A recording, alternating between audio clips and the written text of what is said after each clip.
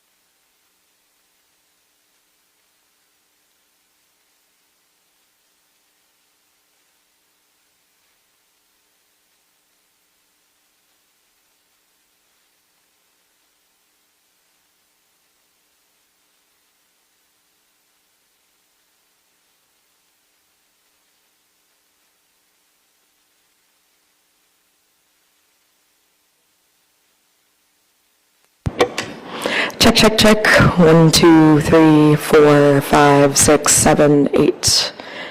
Check, check, check. 1, 2, 3, 4, 5, 6, 7, 8, 9, 10.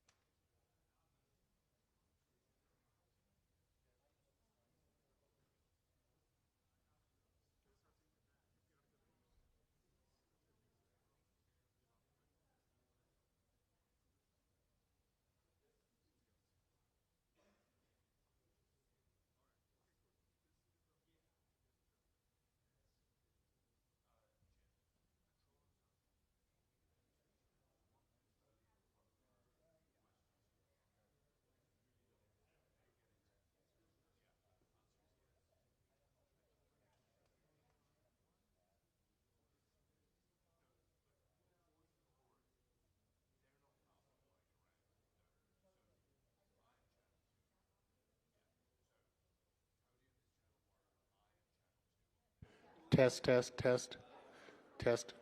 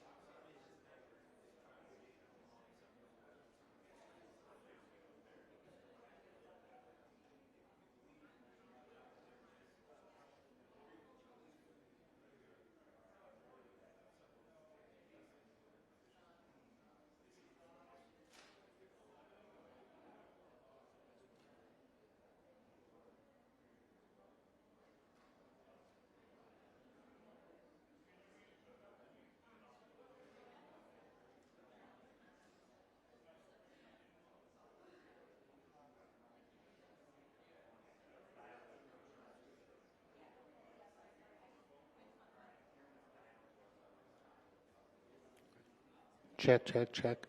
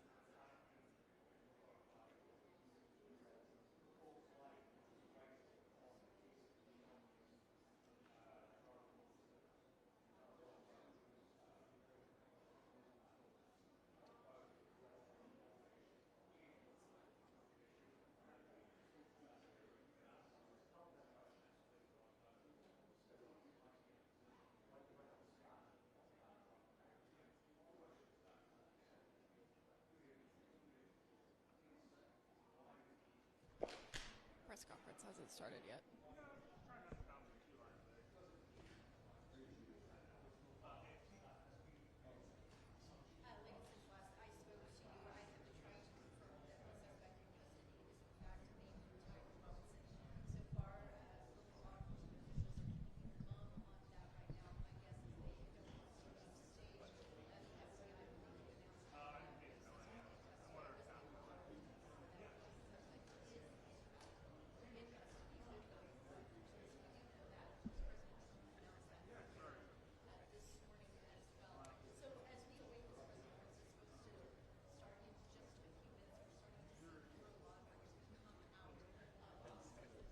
Can they hear this, Mike? They should. Rashana, can you hear me? Yeah, they hear you on that one. But when the presser starts, I might keep that low until Yes.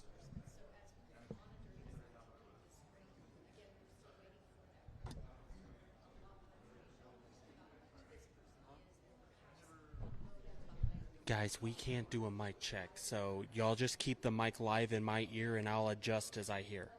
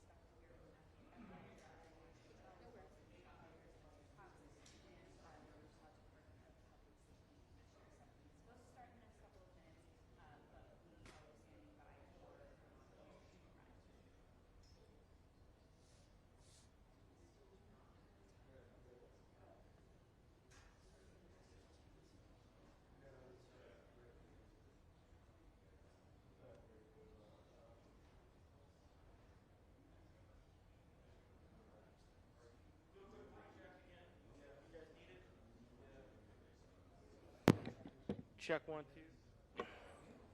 Check 1 2. Check mic check 1 2 3 4 5 6 7 8 9 10. 1 2 3 4 5 6. We're hoping to get at least a 3-minute warning when they start walking, but we haven't got that yet. So 1 2 3 4 5 6 7. Everybody good? 1 2 3 4 5 6. Good.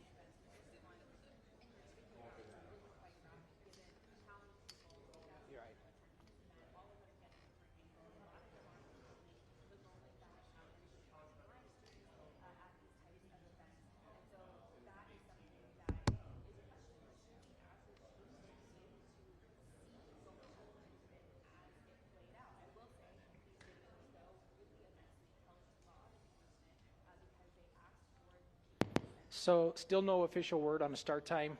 We will try to give at least a 5-minute warning on that, but we'll do our best on that. So.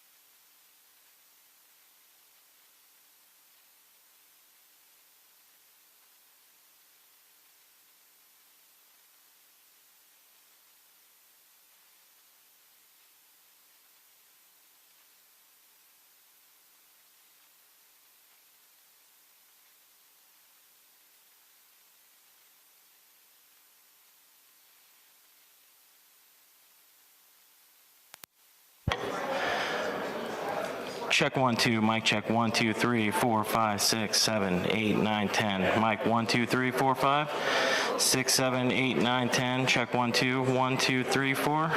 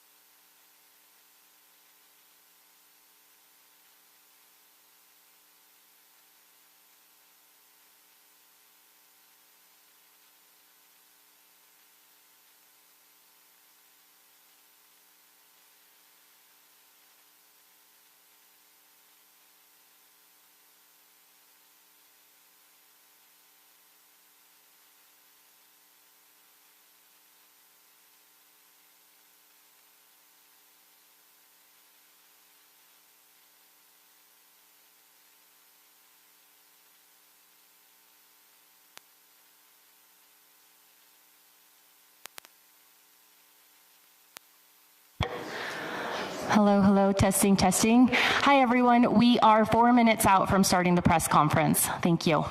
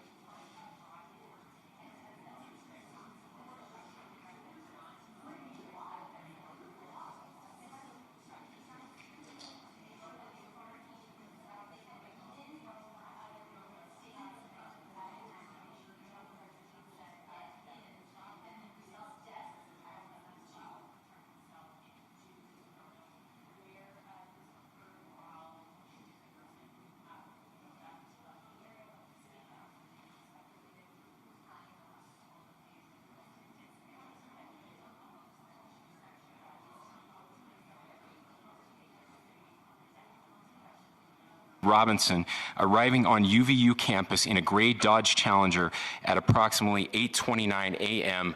on September 10th, in which he is observed on video in a plain maroon t-shirt, light-colored shorts, a black hat with a white logo, and light-colored shoes. When encountered in person by investigators in Washington County on September 12th in the early morning hours, Robinson was observed in consistent clothing with those surveillance images.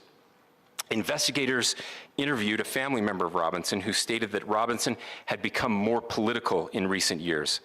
The family member referenced a recent incident in which Robinson came to dinner prior to September 10th, and in the conversation with another family member, Robinson mentioned Charlie Kirk was coming to UVU. They talked about why they didn't like him and the viewpoints that he had.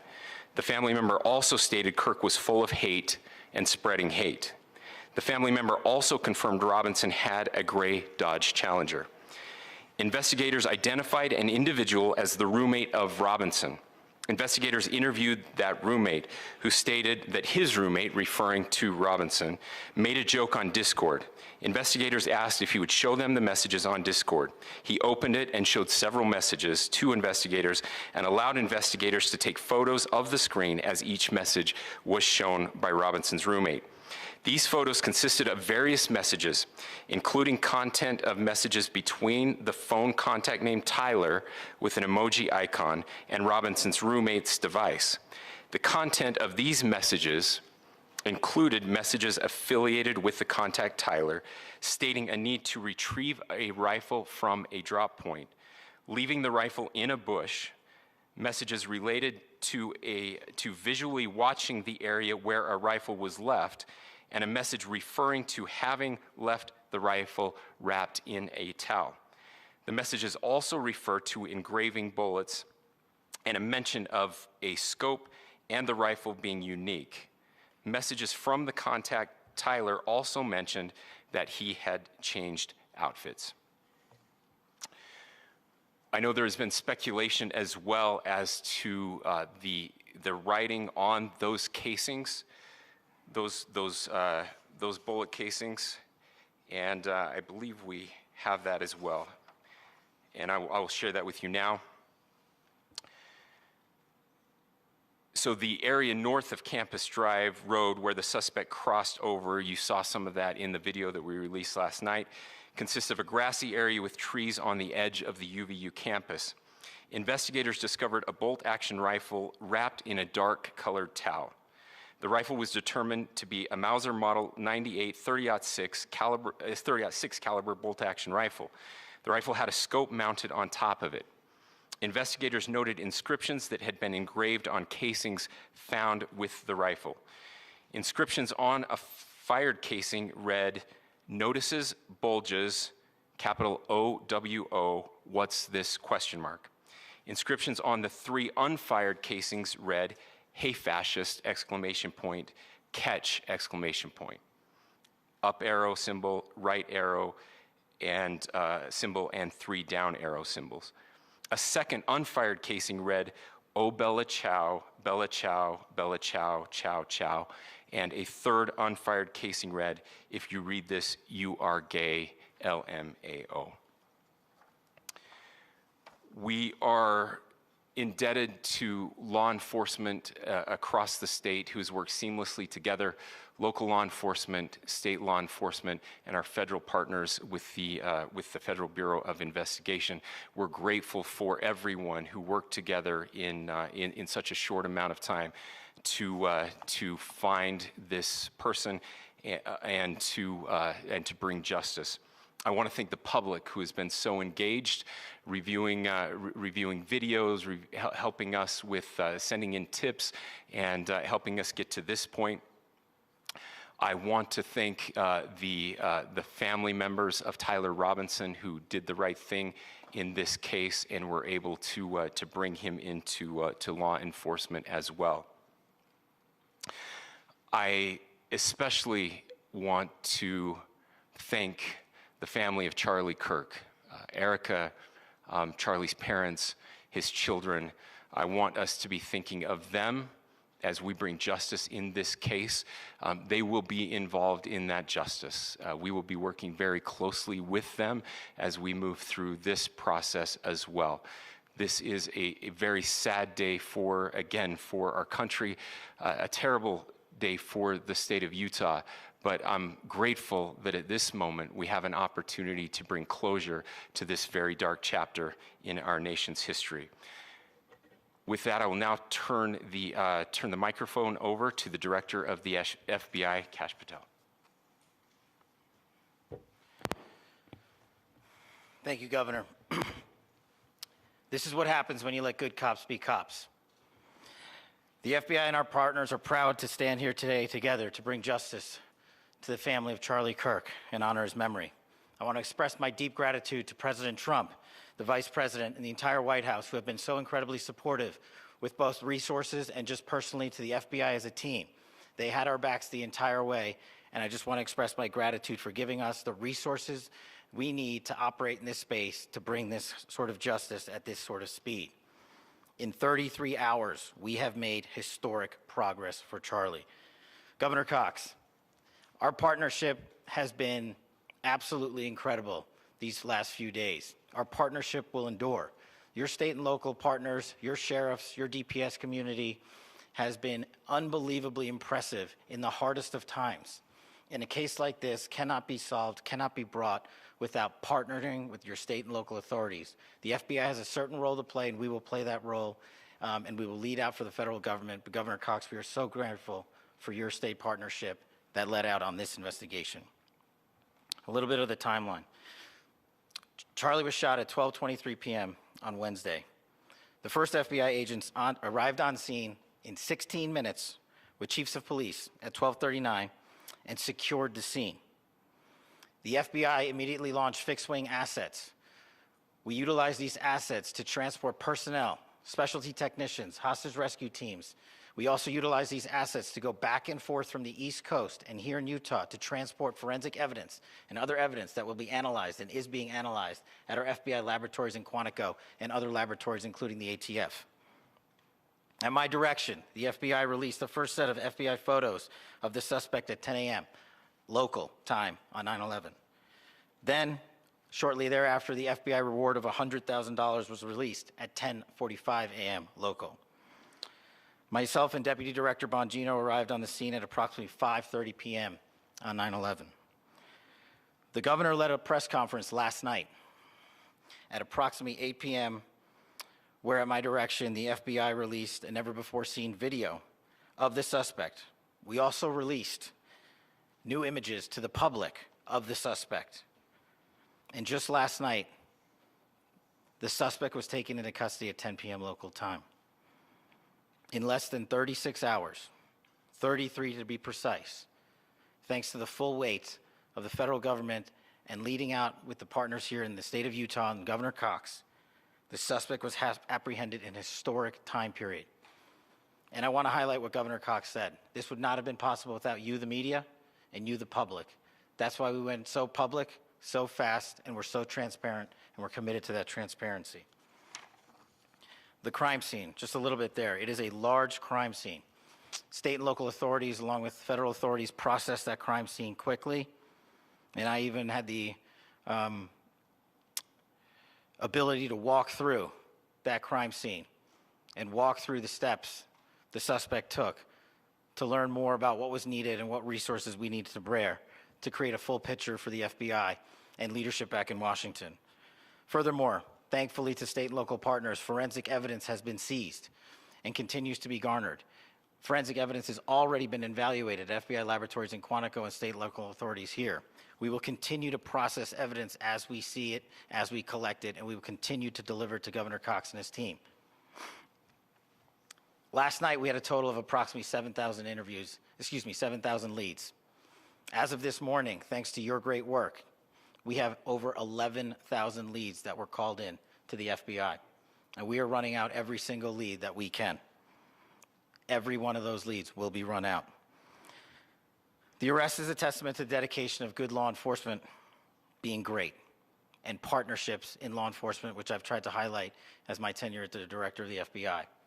There is no better relationship for law enforcement than the FBI to partner with state and local authorities, and you've seen it here in these last few days. The FBI Salt Lake Field Office, along with our offices in LA, Phoenix, Denver, San Antonio, Las Vegas, Pittsburgh, Buffalo, our headquarters component in Quantico, all participate in the FBI. I want to express my deep gratitude to the employees of the FBI, the men and women, the evidence response team tacticians, the special operators, the agents, the support staff. You have done monumental work in historic time when the public, who had a right to demand such an expeditious solving of an investigation, the FBI answered that call diligently, critically important to our nation, and we delivered. And I'm proud to be their leader, and I'm proud to be the director of the FBI. This is very much an ongoing investigation, as the governor said, and we will continue to work with state and local authorities to develop the investigation, to provide them the evidence they need for their ongoing prosecutions, and we will be here to answer every call they absolutely have, as long as it takes, for as long as we need to find and apprehend whatever suspects were involved in this crime. Lastly, to my friend Charlie Kirk, rest now, brother. We have the watch, and I'll see you in Valhalla.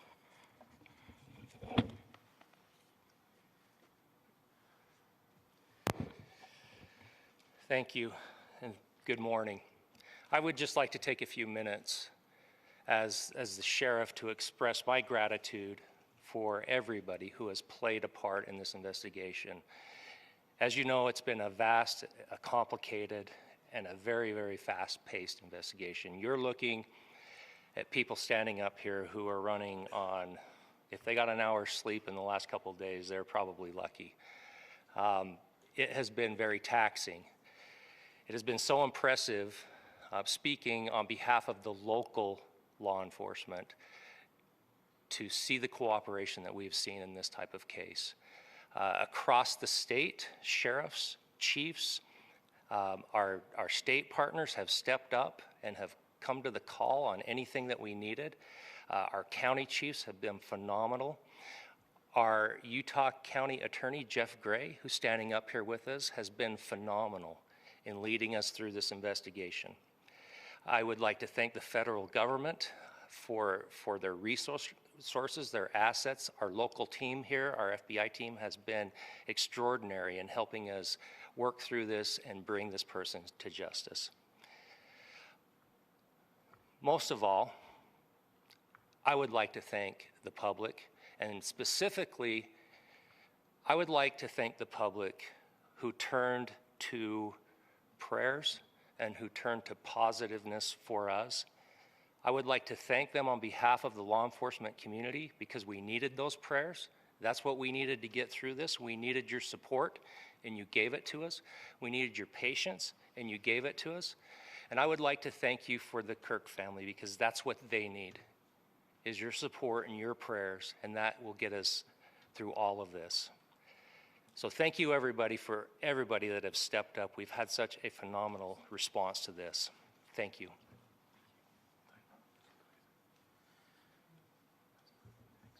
I also want to give a special thanks to the Attorney General and the Department of Justice.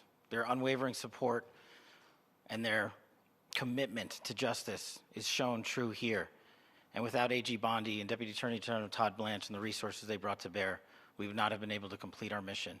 And I just want to say special thanks. It's an honor to be a part of the Department of Justice. Thank you again to our incredible law enforcement team who has worked so hard. Sheriff, I got a solid 90 minutes last night, so I'm probably the most well-rested person up here. Ladies and gentlemen, I get the microphone, so I hope you'll permit me a moment just to share a few more thoughts about where we are and how we got here, and maybe a little bit of where we go from here. I don't want to get too preachy, but I think it's important that we, with eyes wide open, understand what's happening in our country today. I've heard people say, well, why are we so invested in this? There's violence happening all across our country, and violence is tragic everywhere. and every life taken is a child of God who deserves our love and respect and dignity. This is certainly about the tragic death, political assassination of Charlie Kirk. But it is also much bigger than an attack on an individual. It is an attack on all of us. It is an attack on the American experiment. It is an attack on our ideals. This cuts to the very foundation of who we are, of who we have been, and who we could be in better times.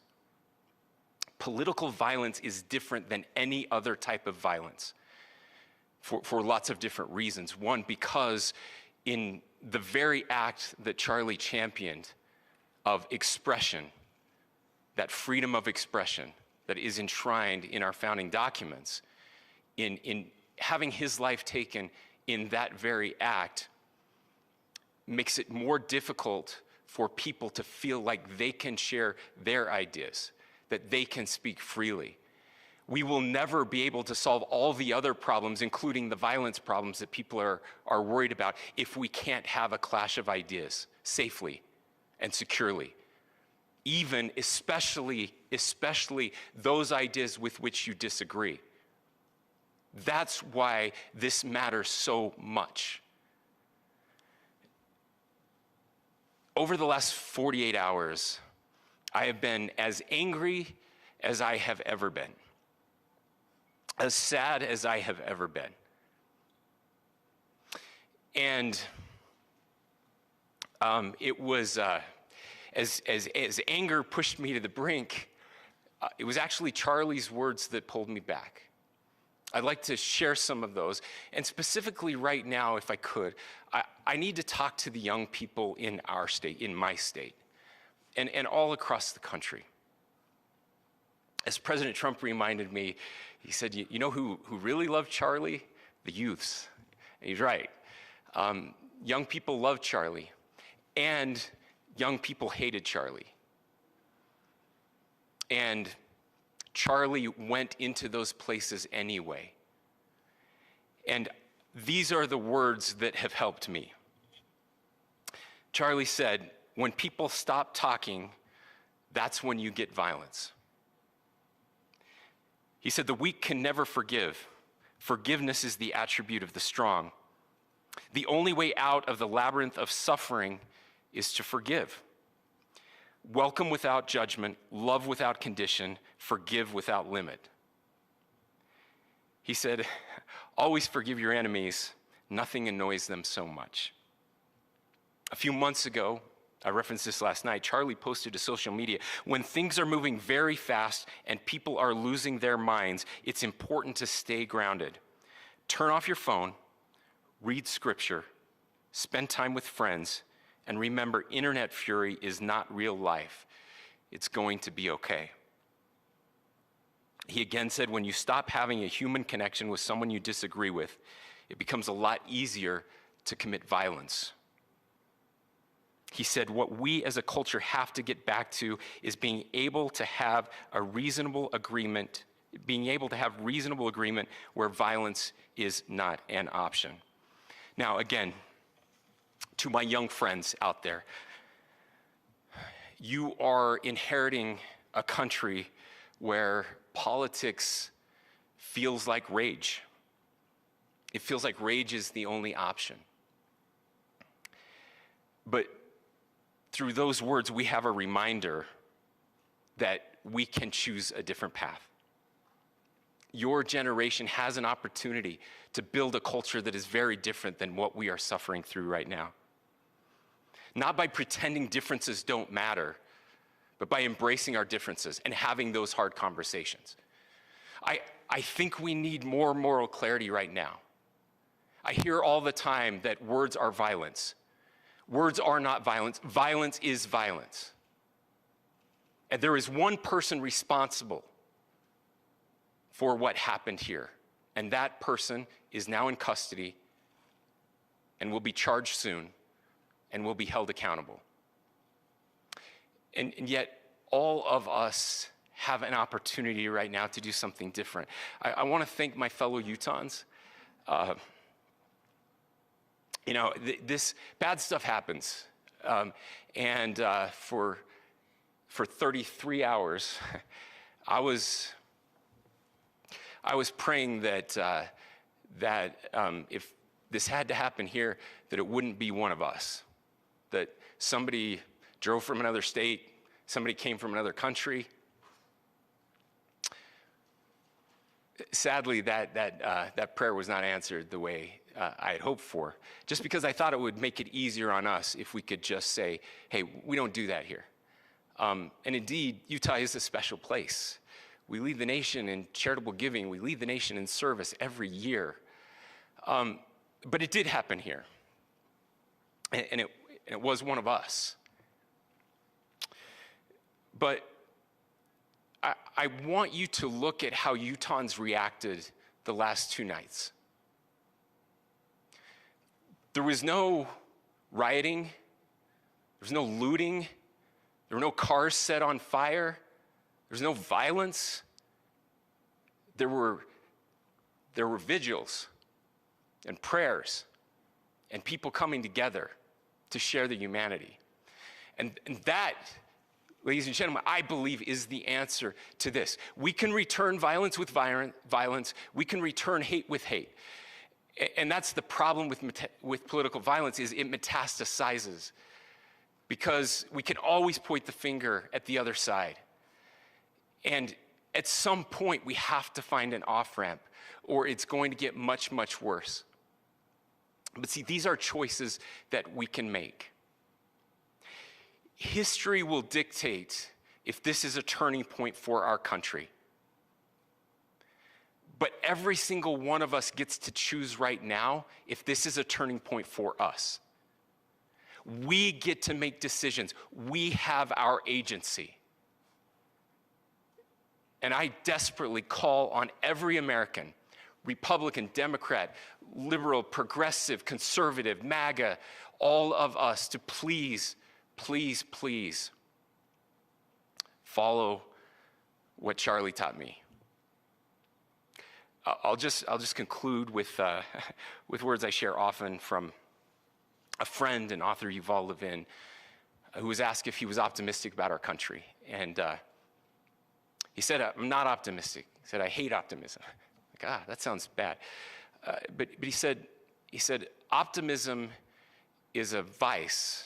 It's this idea that good things are just going to happen. And he said, in the history of the world, good things have never just happened. He says, I'm not optimistic, but I am hopeful. And hope is the virtue that sits between the vices of optimism and pessimism. Hope is the idea that good things are going to happen because we can make them so. I still believe in our country. And I know Charlie Kirk believed in our country.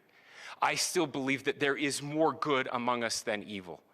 And I still believe that we can change the course of history. I'm hopeful because Americans can make it so. Ladies and gentlemen, we're happy to answer any questions you might have. Governor, can you speak to whether the suspect is speaking with authorities and his demeanor, Tyler Robinson, when he turned himself in? I cannot speak to that right now. Governor, how do you interpret the engravings on Casey? Well, I will leave that up to you to interpret what those engravings mean. I think the clearest one that says "catch fascist," there's not, and by the way, that's like catch like a ball, catch this. I think that speaks for itself. Governor, you indicated that he had been communicating. Please. Talk about this level of hatred that this person expressed. Beyond that, is there anything in your view that you discovered that may have radicalized or changed him to prompt him to commit such a horrific? There's nothing more that we can share at this time. Governor, you indicated that he had been communicating with a friend on Discord about the gun. Do you anticipate any more arrests? We do not at this time have any information that would lead to any additional arrests. Do you believe he acted alone? Yes, but the investigation is ongoing. Any more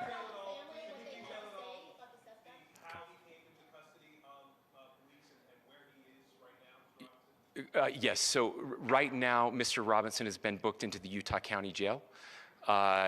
You heard the president this morning report that he was taken into custody, that his family and a friend helped to deliver him into custody of law enforcement in Washington County. For those of you that don't know where Washington County is, it is the southwesternmost part of the state of Utah. It's about a 3.5 to 4 hour drive from here, where we are right now, and that's where he lived and where they turned him in. Please, I'll go here. I can't share any more than what I've already shared. Yeah.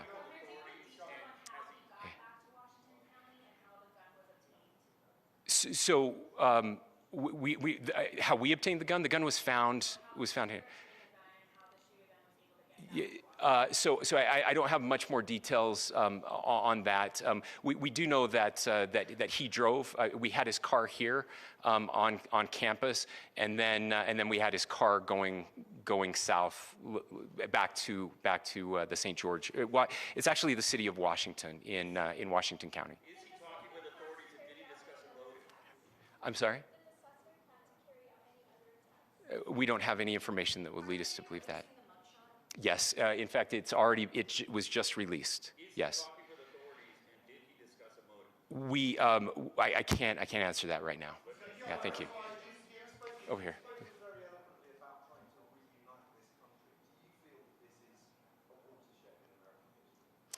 I absolutely believe that this is a watershed in American history. Yes. The question is, what kind of watershed? And that chapter remains to be written. Is this the end of a dark chapter in our history, or the beginning of a darker chapter in our history?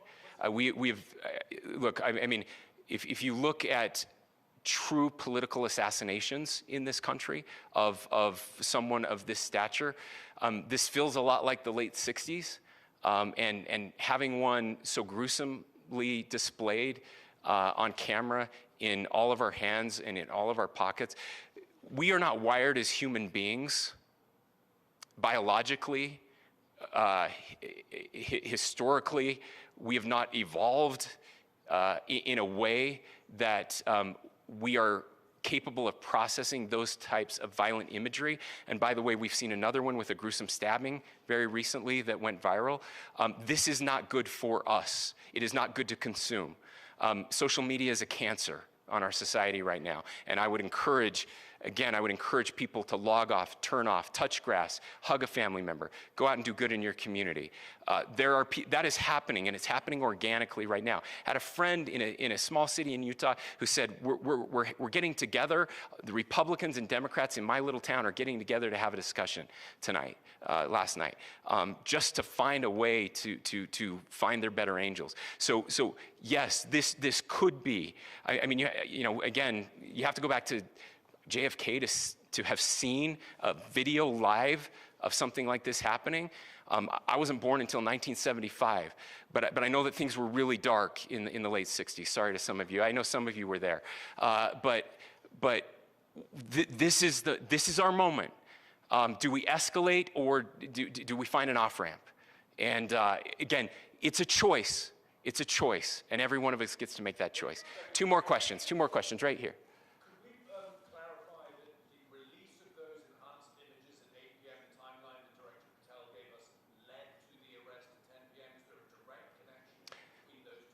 I cannot comment if there is a direct connection or not, but all I can say is that that through some process, the family came to know that this had happened. One more thing, Governor. Could you just clarify the clothing issue you mentioned earlier? Was he changing outfits? Correct. Yes. So when he's first spotted on campus, he has different clothing on, and then he changes clothing on the roof, and then changed back into that clothing at some point, so that when he was apprehended, when he was arrested, the clothing matched the clothing he had on before the shooting here at UVU. Last question here. Yes. Suspect was from Utah. Can you kind of tell us a little bit more about where, and was he a student here at this university, and is there any history of mental illness? Yeah. So I don't have any information on the mental illness part. He was not a student here at UVU. He was living and had lived for a long time with his family in Washington County, in the southernmost part of our state. Thank you, everyone, for your great work in getting this information out. I would just say, process-wise, this may be important. I know many of you aren't familiar with the process in Utah. I think it's important that you understand that. Basically, we have 3 days for charging documents to be filed.